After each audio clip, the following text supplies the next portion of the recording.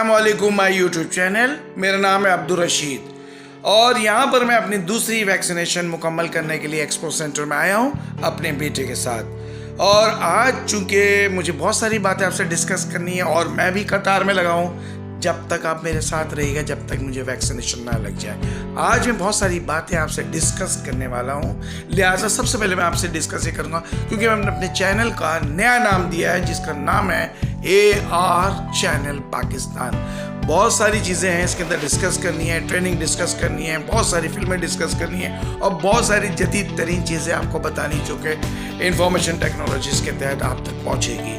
ये बहुत अच्छा चैनल मैंने बनाने की कोशिश की है। इसको आप सब्सक्राइब करें, इसके अंदर कमेंट्स दें और लाइक भी करें। बहुत सारी चीज़ें मैं आपको इंफॉर्मेशन इसके ज़रिए पहुंचाता रहूँगा।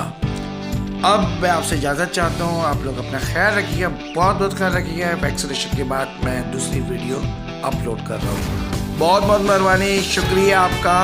आप लोग अपना ज़रूर ख्याल रखिएगा। खुदा हाफिज़, अल्लाह हाफिज़। फिर हम मिलेंगे एक नए वीडियो के साथ, एक नए इंफॉर्मेशन के साथ। शुक्रिया।